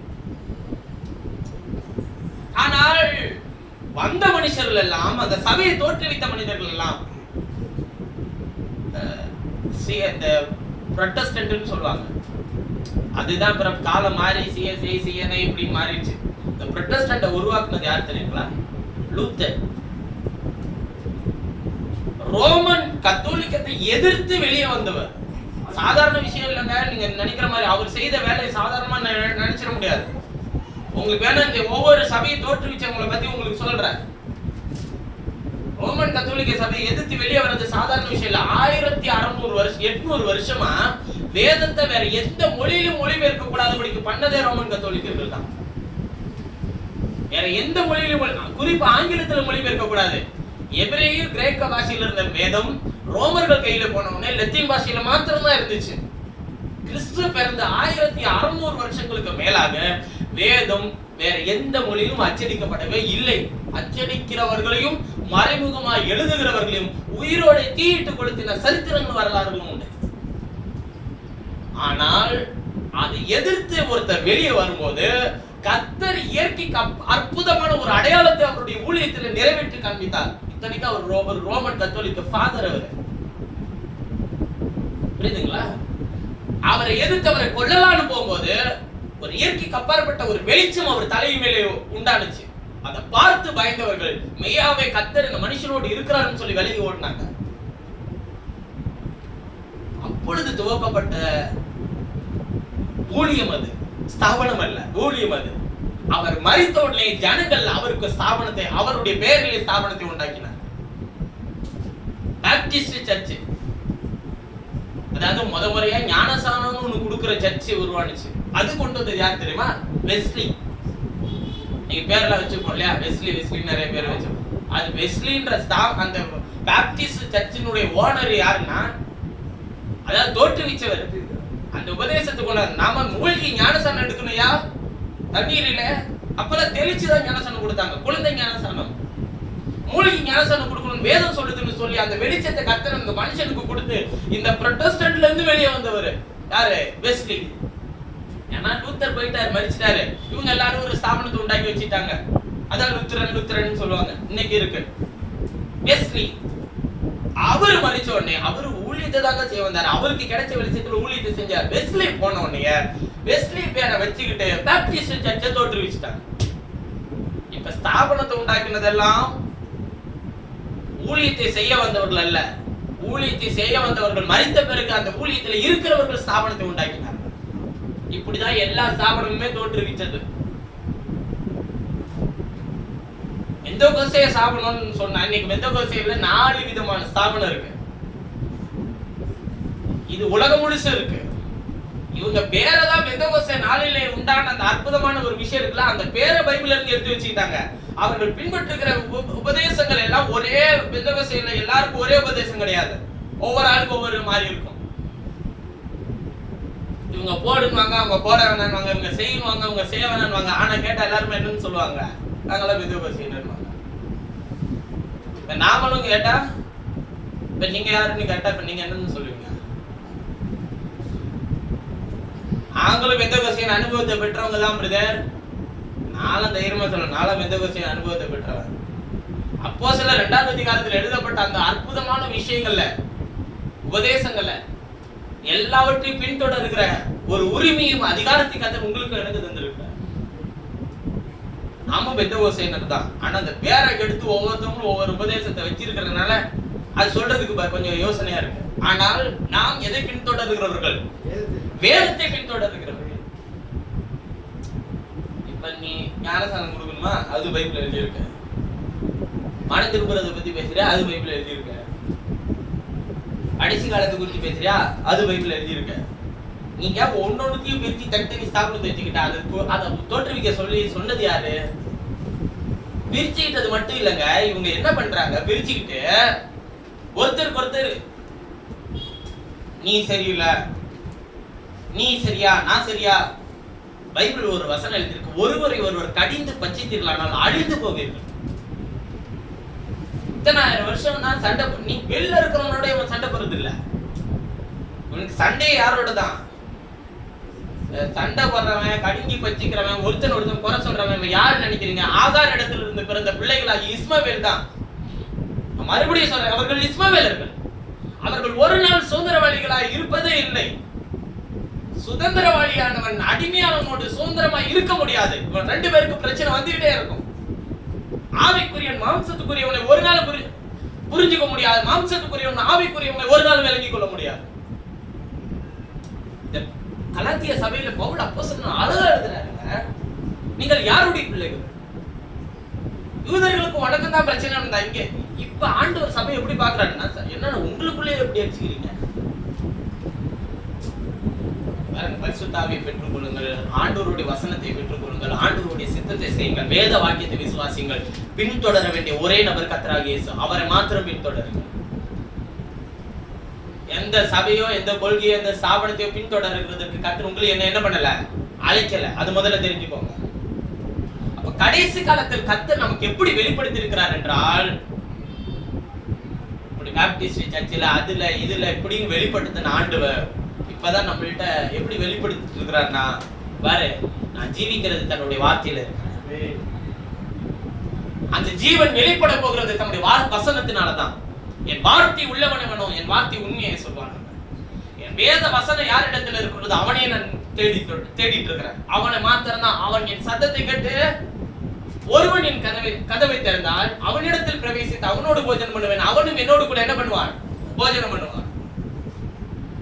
இவங்களோட பேசாத, அவங்களோட பேசாத, இந்த சபையாரோட பேசாத, அந்த சபையாரோட பேசாத. தயவு செய்து அப்படி சொல்றான். அவன் கடின பச்சிக்க முயற்சி செய்கிறான். ஒருத்தரோட மனுஷன் தானுங்க எல்லாருமே. ஒருத்தனோட ஒருத்தன் பேசக்கூடாதுன்னா நீ அவ்வளவு பெரிய மனுஷனா? தேவனை காட்டில் பெரியவர். அவ்வளவு அதர்சனமாகாத தெய்வம், பார்க்க கூடாத தெய்வம், ஒருவரும் பார்த்து உயிரோடு இருக்கக்கூடாத தெய்வம், அடிமையின் ரூபம் எடுத்து மனுஷர் சாயலாகி பாவிகளோடும் அவர் சஞ்சரிக்கிறவராயிருந்தார். துரோகிகளோடு அவர் நடக்கிறவராயிருந்தார். எனக்கு எப்படிப்பட்ட தெய்வம் தெரியுமா? ஆண்டவர் சொல்லுகிறார், நீங்கள் என்னை ஆண்டவர் என்றும் போதகர் என்று சொல்லுகிறேன். கொஞ்சம் 2 அதிகாரத்துக்கு முன்னாடி போய் வாசிங்கன்னா ஒரு வாலிபன் கேட்பான், நல்ல போதகரே என்னை எப்படி நல்லவன் என்று நீ சொல்லலாம்? அப்படி தேவன் ஒருவர் தவிர ஒருத்தர் நல்லவர் இல்லை அப்படின்னு சொல்லிட்டு அடுத்த 2 அதிகாரத்துல இவர் உட்கார்ந்து கால கழுவ வரும்போது சொல்றாரு, நீங்கள் என்னை ஆண்டவர் என்றும். அப்ப அவர் தன்னை வெளிப்படுத்த யார்கிட்ட வெளிப்படுத்துறாருங்க? தம்முடைய சீஷர்கள்ட்ட அவர் தன்னை பரிபூர்ணமா வெளிப்படுத்துறார். வெளியில அவர் தன்னை தேவன் என்று வெளிப்படுத்தவே இல்லை. மனுஷனா வரும்போது பிசாசு கூட கேட்டாங்க, நீ ஜீவனுள்ள தேவனுடைய குமாரன் அந்த கல்லுகளை அப்பங்களாகும்படி செய்யும் சொன்னார்ல. ஏன்னா இவர் தேவன் தானா அவன் தெரிஞ்சுக்க முயற்சி பண்றான். அவர் என்ன சொன்னாரு? மனுஷன் அப்பத்தினாலே மாத்திரம் இல்ல, தேவனுடைய வாயிலிருந்து புறப்படுகிற ஒவ்வொரு வார்த்தையினாலும் எழுதி இருக்கிற இது பிழைப்பான் என்று எழுதி இருக்கிறது. என்னடா இவரு இங்கிருந்து தாளக்குதி உன்னை தூதர்கள் கையில் எழுந்து கொண்டு போவார்கள் என்பதா எழுதியிருக்க. உன் தேவனாகிய கர்த்தரை பரிச்சயப்படாத இருப்பதாக என்றும் எழுதியிருக்கிறது. சாஸ்திரத்தில் தன்னை தேவன் என்று வெளிப்படுத்தவே இல்லை. ஆனா 12 லேகிகள் பிடித்த பிசாசு பிடிச்சவன்ட்ட இவர் நெருங்கி போகும்போதே சொன்னார், ஆண்டவரே காலத்துக்கு முன்னே நீ வேதனைப்படுத்த ஏன் வந்தீர்ன்றான். எத்தனை முறை இவர் தான் மகிமையானவர் என்பதை அறிந்து கொள்ள முயற்சி செய்தார். ஜனங்களும் அறியலை, அவனுக்கும் தன்னை வெளிப்படுத்தல. ஆனா தம்முடைய சீஷர்களுக்கு தன்னை வெளிப்படுத்தினார். இன்னொரு படி மேலே போய் சொல்றேன், சீஷர்களுக்கு கூட தன்னை யார் என்பதை பரிபூர்ணமாய் வெளிப்படுத்தாத ஆண்டவர் சமாரியா ஸ்திரீக்கு தன்னை பரிபூர்ணமாய் வெளிப்படுத்தினார். வரப்போகிற மேசியா யார் என்பதை நீங்கள் அறியவில்லை, ஆனா மேசியா வருவார், அவர் வந்து எங்களை ரட்சிப்பார் என்பதை நாங்கள் அறிந்திருக்கிறோம். எங்கள் பிதாக்கள் இங்கும் அங்கும் மலைகளில் தொழுது கொண்டு வந்தார்கள். சமாரியா ஸ்திரீ யாருங்க? ஒரு மனுஷரால் வெறுத்து ஒதுக்கப்பட்ட ஒரு ஸ்திரீ, கனவீனமா எண்ணப்படக்கூடிய ஒரு ஸ்திரீ. அவனிடத்தில் சொன்னா, உன்னோடு பேசுகிற நானே அவர், நானா மேசியா என்பதை தன்னை வெளிப்படுத்தினார். சீசர்கிட்ட தன்னை வெளிப்படுத்தினார் அவரு இல்ல. ஆனால் அவர்களை பார்த்து சொல்கிறார், என்னை ஆண்டவர் என்றும் போதகர் என்று சொல்கிறீர்கள், நீங்கள் சொல்கிறது சரிதான். ஆண்டவர் போதகருமாகிய நானே உங்கள் கால்களை கிளம்பினது உண்டானா, நீங்கள் ஒருவருடைய கால்களை வருவீர்கள். நான் உங்களுக்கு மாதிரி காண்பித்தேன். ஊழியக்காரன் எஜமானில் பெரியவன் அல்ல, அனுப்பப்பட்டவன் அனுப்பினவர்கள் பெரியவன். நீ என்ன பின்பற்றி வான்னு சொல்றாரு. ஜனங்கள்லாம் எதை பின்பற்றுங்க? ஆண்டவரை மட்டும்தான் பின்தொடரணும். வேதத்தை மாத்திரம் தான் பார்க்கணும். இங்க பார்க்க வேண்டிய பார்வை போயிடுச்சு, பின்தொடர வேண்டிய வழி போயிடுச்சு. ஒரு பிரச்சனை வந்தா பைபிள் எப்படி பார்க்கிறோம்? ஏதாச்சும் தீர்வு கிடைக்குமா அப்படின்னு சொல்லி எங்க போய் பார்க்கணுங்க? வேதத்துல போய் பார்க்கணும். வேதம் என்ன சொல்லுது? இந்த பிரச்சனைக்கான வழி எங்க வேதத்துல எங்க எழுதி இருக்கு? இல்லையா கேளுங்க. உங்களிடத்துல விசாரிக்கிறதற்கு ஆள் இல்லைன்னு சொல்லி பவுல் எழுதுகிறார். விசாரணை கர்த்தர்கள் உங்களிடத்தில் இருக்கும்போது நீங்கள் ஏன் உலகத்திலே போய் விசாரிக்கிறவர்களிடத்தில் போய் உங்களை நிற்கிறீர்கள்ன்றாரு. வீட்டுக்குள்ள ஏதாச்சும் பஞ்சாயத்து வந்தாலும் சரி, உங்களுக்குள்ள ஏதாச்சும் பஞ்சாயத்து வந்தாலும் சரி, எங்க போக கூடாதுன்னு சொல்லி இருக்குங்க பைபிள்ல. உலகத்தில் நியாயம் விசாரிக்கிறவரிடத்தில் போகாதுன்னு சொல்லி எழுதியிருக்கு. நல்லா விளங்கிக்கோங்க. இந்த நல்ல காலை வேளையிலும் அவர் தன்னை ஒரே தரம் கடைசி காலத்தில் வெளிப்படுத்த அவர் சித்தம் கொண்டவராய் இருக்க அவர் எடுத்துக்கொண்ட ஒரே ஆயுதம் எதுனா, எம்மாவூர் சிஷ்யர்களுக்கு அவர் என்ன செய்து காண்பிக்கிறார்ன்றதை படிச்சிடலாம். அப்புறம் தான் புரியும். பல இடத்தில் தன்னை வெளிப்படுத்தின ஆண்டவர் இந்த கடைசி காலத்தில் நமக்கு வெளிப்படுத்த அவர் எடுத்துக்கொண்ட விஷயம் என்ன? லூக்கா 24வது அதிகாரம் 26வது வசனத்திலிருந்து வாசிக்கலாம். கிறிஸ்து இவ்விதமாக பாடுபடவும் தமது மகிமையில் பிரவேசிக்கவும் வேண்டியதில்லையா என்று சொல்லி, கிறிஸ்து விதமாய் பாடுபடவும் தமது மகிமையில் பிரவேசிக்க வேண்டியதில்லையா என்று சொல்லி, மோசே முதலிய சகல தீர்க்கதரிசிகளும் எழுதின வேத வாக்கியங்கள் எல்லாவற்றிலும் தம்மை குறித்து சொல்லியவைகளை அவர்களுக்கு விவரித்து காண்பித்தார். அத்தருணத்தில் தாங்கள் போகிற கிராமத்துக்கு சமீபமானார்கள். அப்பொழுது அவர் அப்புறம் போகிறவர் போல காண்பித்தார். அவர்கள் அவரை நோக்கி, நீங்கள் எங்களுடனே தங்கிரும், நீர் எங்களுடனே தங்கிரும், சாயங்காலம் ஆயிற்று, பொழுது போயிற்று என்று அவரை வருத்தி கேட்டுக்கொண்டார்கள். அப்பொழுது அவர் அவர்களுடனே தங்கும்படி உள்ளே போனார். அவர்களுடைய ஒரு பந்திருக்கையில் அவர் அப்பத்தை எடுத்து ஆசீர்வதித்து அதை விட்டு அவர்களுக்கு கொடுத்தார். அப்பொழுது அவர்களுடைய கண்கள் திறக்கப்பட்டு அவரை அறிந்தார்கள். உடனே அவர் அவர்களுக்கு மறைந்து போனார். நல்லா விளங்கிக்கோங்க.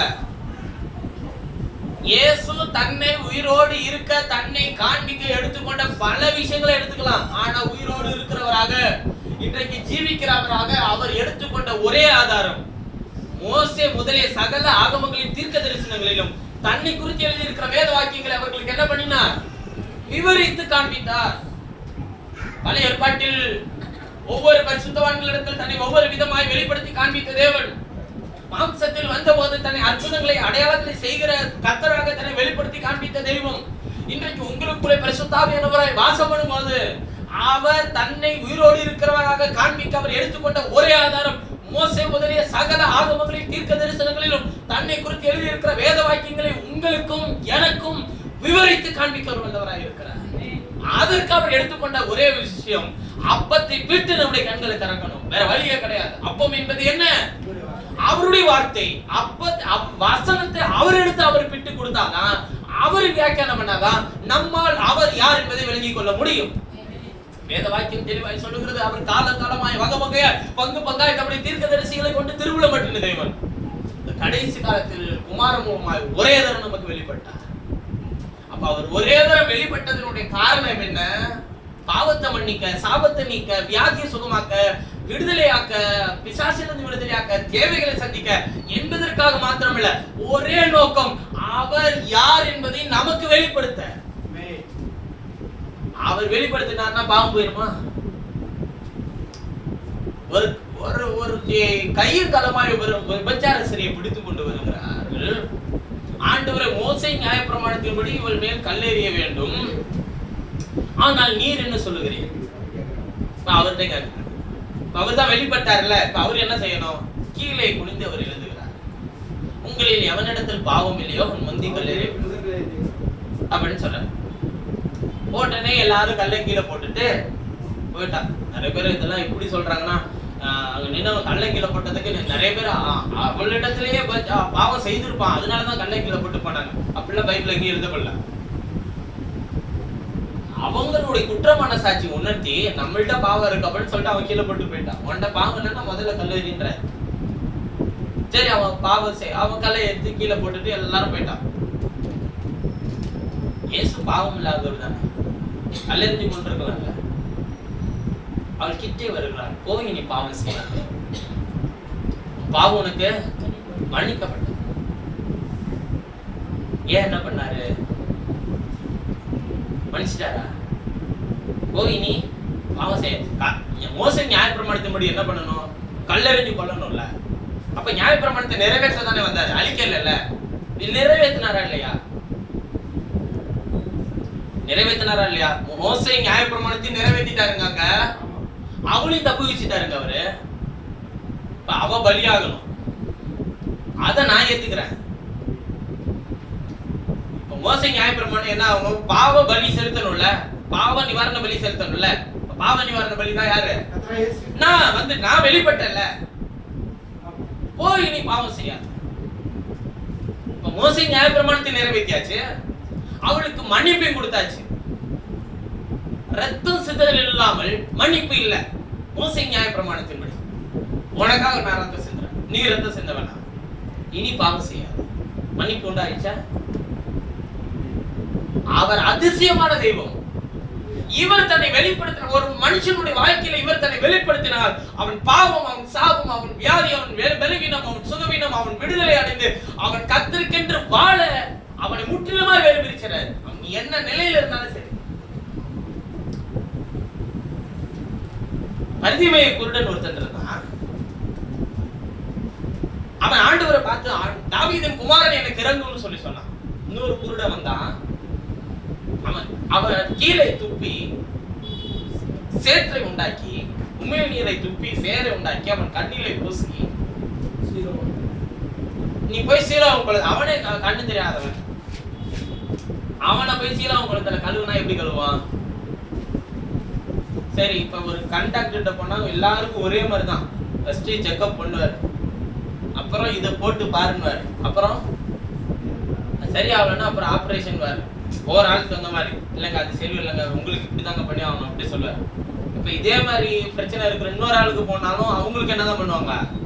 அவங்களுக்கு ஒரே மெத்தட் தான், உனக்கு ஆப்ரேஷன் தான் அப்படின்னுவாங்க. ஆனா இயேசு மட்டும் என்னவா இருக்கிறாரு?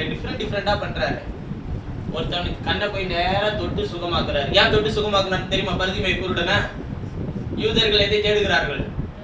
அடையாளத்தை. கிரேக்கர் எதை தேடுகிறார்கள்?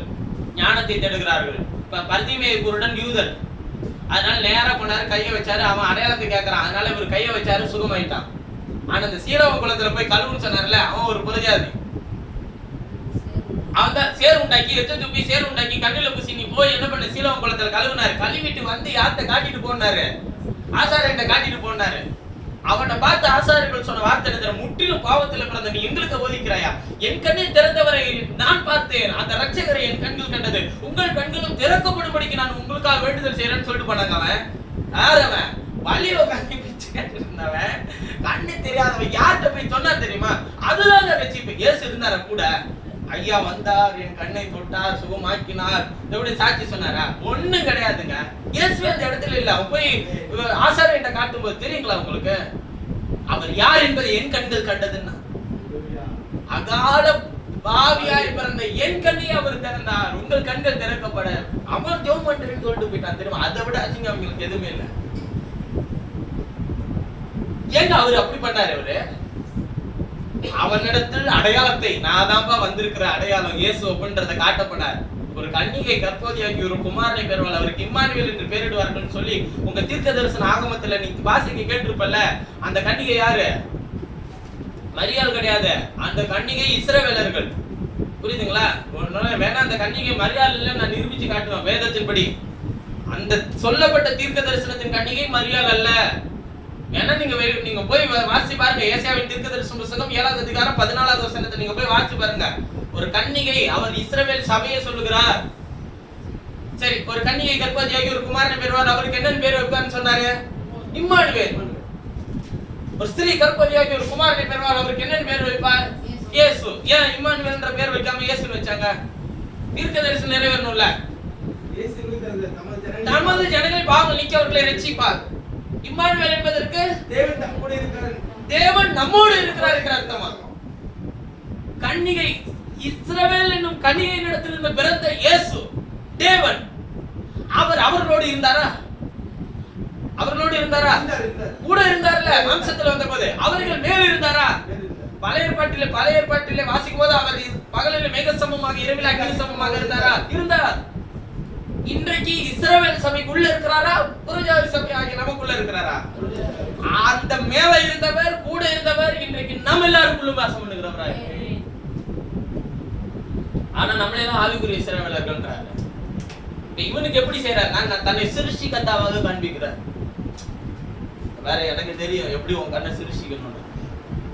உன் குருடனா இருப்பது இவன் செய்த பாவம் இல்ல, பெற்றோர் செய்த பாவம் இல்லையா? நான் உயிரோடு தேவன் நாம நான் உயிரோடு இருக்கிறேன், நான் உருவாக்கின கர்த்தர் என்பதை காண்பிக்க. கர்த்தர்ன்றது காட்டினாரா இல்லைங்களாங்க? அவர்தான் சிருஷ்டி கர்த்தர், உருவாக்கினாரு. அவன் கண்ணை விசுவாசத்தோடு போய் அவன் கண்ணை கழுவுனா, விசுவாசம் சிருஷ்டி கர்த்தருடைய வார்த்தையினால் அவனுக்கு விசுவாசம் கிடைத்தது. அவன் போய் கழுவுனா, அவன் வந்து சாட்சியா நின்னான். ஆண்டவர் உங்களுக்கு உங்களுடைய வாழ்க்கையில தன்னை வெளிப்படுத்தினார்னு வச்சுக்கோங்களேன், நீங்க இப்ப என்னவா இருக்கிறீங்களோ அந்த நிலையை முற்றிலுமா மாற்றிப்பட ஒரு வல்லவரா இருக்கிறார். அவர் உங்களுக்கு ஒரே தடவை வெளிப்பட்டதுக்கு காரணம், அவர் பரிபூர்ணமா உங்களை வெளிப்படுத்தினதுக்கு, தன்னை வெளிப்படுத்தினதுக்கு காரணம் நீ இப்ப என்னவா இருக்கிற. உன்னை யார் என்ன சொல்றாங்க, உன்னை குறித்து உலகத்தில் மனிதர்கள் என்ன இடம் போட்டு வச்சிருக்கிறாங்க, நான் உனக்கு வெளிப்பட்டு இருக்கிறேன்னா முற்றிலுமா அதை மாற்றி காட்ட அவரால் முடியும் என்பதை முழு விதத்தோடு விசுவாசிக்கிறேன்.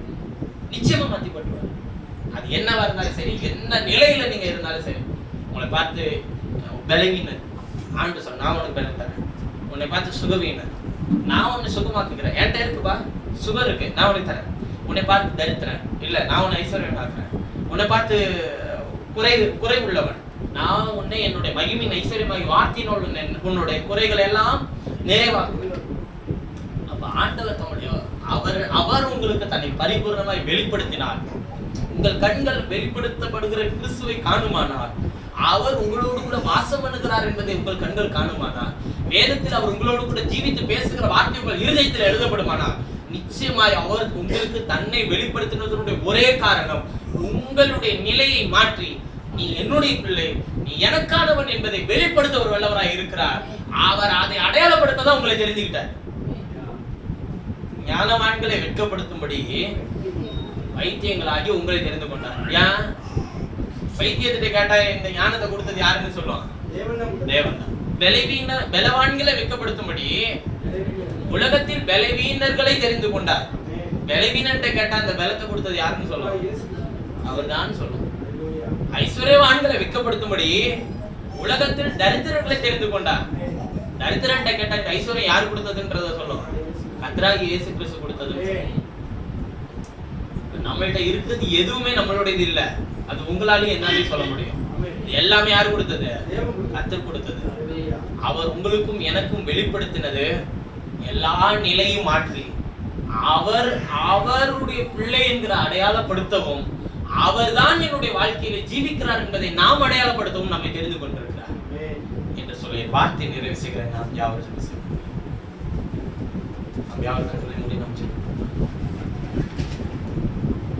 ஆண்டவரே, இந்த நல்ல ராத்திரி காலை வேலைக்காக நன்றி. நீர்தான் எங்களுடைய வாழ்க்கையில இருக்கிறீர், வேறு எதுவும் இல்லையா?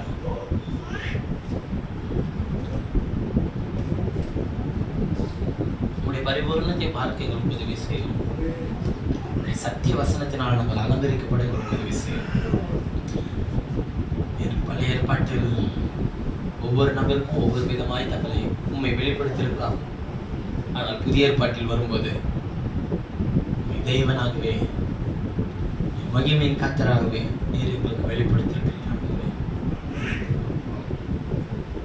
மாம்சத்தின்படி இஸ்ரவேலர்கள் எல்லாரும் இன்னும் அறியவில்லை ஆண்டவரே. ஆனால் நாங்கள் அறிந்து கொள்ளும்படிக்கு எங்களுக்கு நீர் உண்மை வெளிப்படுத்தின தயவிற்காக நன்றி செலுத்துகிறோம். வேதத்தில் வாசிக்கிறோம், வாக்குத்தத்தம் அவர்களுடையது, ஆராதனை அவர்களுடையது, முற்பிதாக்கள் அவர்களுடையவர்கள், உடன்படிக்கை அவர்களுடையது, எல்லாம் அவர்களுடையதாக இருந்தும் அவர்கள் உண்மை அறியவில்லையா? ஏனென்றால் நீர் அவர்களுக்கு தன்னை வெளிப்படுத்தவில்லை. நாங்கள் அறிந்திருக்கிறோம் என்று சொல்லுகிறோம் என்றால், நீர் வெளிப்படுத்தவில்லை என்றால் நாங்கள் அறிந்திருக்கிறோம் என்று ஒரு நாளும் சொல்லவே முடியாது. மோசேயினுடைய ஆகமங்கள் வாசிக்கப்படுகிற வரையிலும் இஸ்ரவேலர்கள் இன்று வரையிலும் முகத்தின் மேல் முக்காடு போட்டுக் கொள்கிறார்கள். அவர்கள் இருதயத்தின் மேல் முக்காடு போடப்பட்டிருக்கிறது ஆண்டவரே. ஏனென்றால் அவர்களுக்கு இன்னும் நீர் யார் என்பதை அவர்களுக்கு வெளிப்படவில்லை. ஆனால் எங்களுக்கோ அந்த முக்காடு நீக்கப்பட்டு உங்களுடைய முகத்தின் அறிவாகி ஒளி எங்கள் மேல் வீச செய்த தயவிற்காக நன்றி செலுத்துகிறேன். ஆண்டவரே, நீர் யார் என்பதை எங்களுக்கு வெளிப்படுத்தினே நன்றி செலுத்துகிறோம். உங்களுடைய பலன் என்ன என்பதை எங்களுக்கு வெளிப்படுத்தினே நன்றி செலுத்துகிறோம்.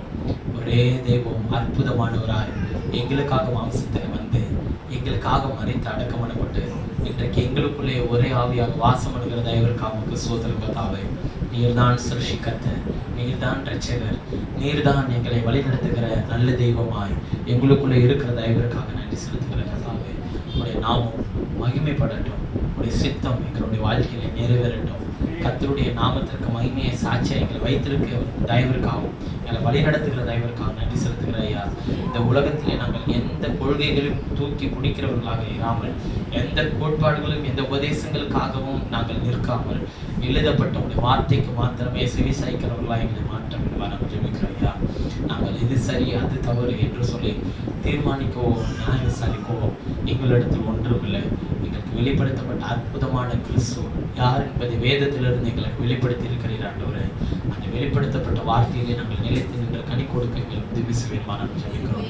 உடைய சத்தியம் எங்களுக்கு பரிசையும் கேடகமாக இருக்கும் என்று சொல்லி தாவீது சொன்னது போல எங்களுக்கு பரிசையும் கேடகமாக எங்களை வழி நடத்துகிற அந்த தெய்வத்தை பார்த்து எங்களுக்கு உதவி செய்யும்.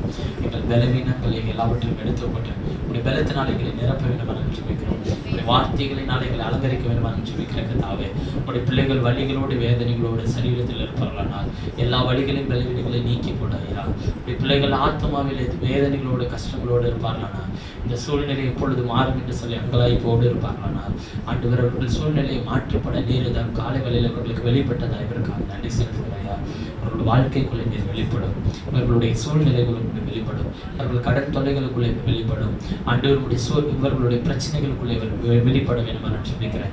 வேத வாக்கியம் தெளிவாய் சொல்கிறது, நீயோ கடன் கொடுப்பாய் கடன் வாங்காதப்பாய் என்று சொல்லி ஆண்டவரை ஆண்டவரை பாதி நாங்கள் வாங்கின எல்லா விஷயத்தையும் நாங்கள் சரியாய் நேர்த்தியாய் செய்து முடிக்க நீர் எங்களுக்கு ஆண்டவரை சரியான பாதை எங்களுடைய வாழ்க்கையை வெளிப்படுத்தி காண்பிக்க வேண்டும் நான் சொல்லிக்கிறாயா.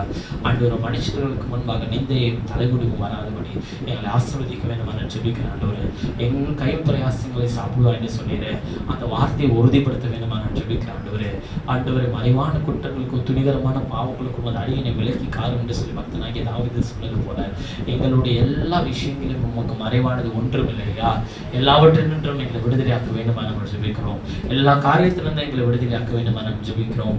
ஒருவேளை நாங்கள் சிக்கிக் கொண்டிருப்போமானால் எங்கள் சூழ்நிலையிலிருந்து எங்களை விடுதலையாக்க நீர் வல்லவராக இருக்கிறேன். ஆண்டவரே மனுஷர்களுக்கு முன்பாக மனுஷருடைய நாவுகள் பேசின நிந்தனையும் அவமானமான பேச்சுகளிலிருந்து எங்களை விடுதலையாக்க வேண்டுமா நாங்கள் ஜெபிக்கிறோம். ஆண்டவரே அவர்களுக்கு முன்பாக நாங்கள் மரியாதையை தேடுகிறவர்களாய் அல்ல, மரியாதையை கொடுக்கிறவர் எங்களோடு கூட இருக்கிறார் என்ற நம்பிக்கையோடு பயணம் செய்ய எங்களுக்கு உதவி செய்யணுமா நாங்கள் ஜெபிக்கிறோம். ஆண்டவரை தகுதியை கொடுத்த தெய்வம் நீர் எங்களோடு கூட இருக்கிறேன் என்கிற நம்பிக்கையோடு பயணம் செய்ய உதவி செய்யலாம். எங்கள் துக்கங்கள், எங்கள் நிந்தனைகள், எங்கள் அவமானங்கள் எல்லாவற்றையும் இந்த நல்ல மதியான வேளையில நீக்கி போட எங்களுடைய வாழ்க்கையில் வெளிப்பட போறதா இதற்காக நன்றி. கர்த்தருடைய நாமத்திற்கு மகிமையை சாட்சியாக எங்களை வழி நடத்தும், ஆசீர்வதித்து உயர்த்த வேண்டும் நான் ஜெபிக்கிறாயா.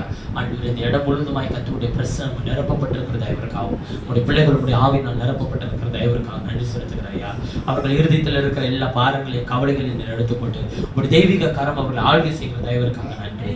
அவர்கள் ஆழ்கை செய்ய நினைக்கிற எல்லா பயத்தையும், எல்லா குழப்பங்களையும், எல்லா தந்திரமான யோசனைகளையும், சிந்தனைகளையும் உண்டாக்குகிற எல்லா கண்ணியற்ற அதிகாரத்தின் வல்லமைகளையும் இயேசுவின் நாமத்தினால் அவர்களை விட்டு எழுதுபடும்படி நான் ஜெபிக்கிறேன். ஆண்டவரே கேட்ட வசனத்துக்கு விரோதமாய் சிந்திக்க வைக்கிற யோசனைகளை சிந்திக்க வைக்கிற ஆண்டவரை செயல்படுத்த வைக்கிற எல்லா தந்திரங்களையும் யோசனைகளையும் இயேசுவின் நாமத்தினால் முறியெடுத்து போடும்படி நான் கற்றுக் கொடுக்கிறேன் ஜெபிக்கிறேன். உங்களுடைய பரிபூர்ண சித்தம் எங்கள் குடும்பங்களில் வெளிப்படுத்தும் இயேசுவின் நாமத்தில் ஜெபிக்கிறேன். ஜீவனுள்ள நல்ல பிதாவே. என் ஆத்துமா